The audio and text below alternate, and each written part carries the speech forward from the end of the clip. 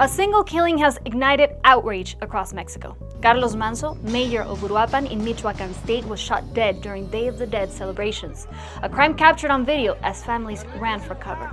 Hours later, protesters surrounded the government palace in Morelia, the state's capital, chanting for justice and calling for the governor's resignation.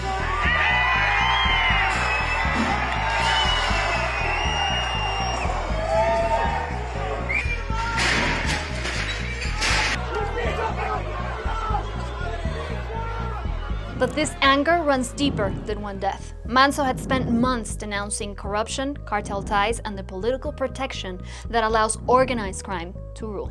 He exposed extortion networks, draining Michoacán's farmers, and demanded more security for his city, help that never came.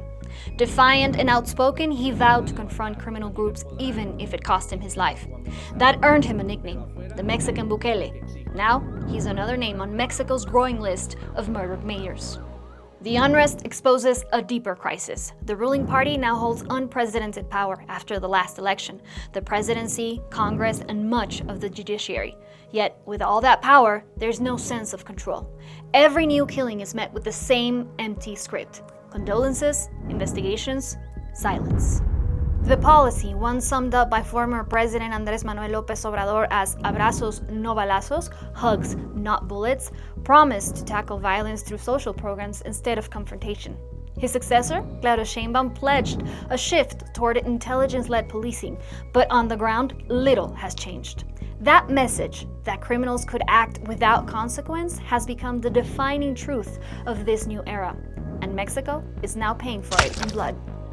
Since Sheinbaum took office, 8 mayors have been assassinated, from Guerrero and Oaxaca to Michoacán and Hidalgo. A year ago, Alejandro Arcos Catalán, mayor of Chilpancingo, was beheaded, his head left on top of a car in the city center. His killing shocked the world. Today, it barely makes the news. Across large parts of Mexico, organized crime has replaced the state. According to official data, cartels now operate in at least 80% of municipalities, controlling territory, imposing taxes, and enforcing their own rules. In states like Michoacán, Guerrero, and Zacatecas, armed groups decide who can plant, sell, or even enter certain towns. The National Citizen Observatory estimates that more than 30 million Mexicans live in areas under partial cartel control. Violence has become routine. Mexico is on track to record over 23,000 homicides this year, among the highest in the world. Extortion has surged by nearly 60% in the past 5 years, while impunity remains above 95%, meaning almost no crime is ever punished. So when protests erupted in Morelia, they weren't just about the death of one mayor. They were the eruption of a society that has lost trust in its institutions. For millions of Mexicans, the question is no longer if the state can protect them, but whether the state still exists at all.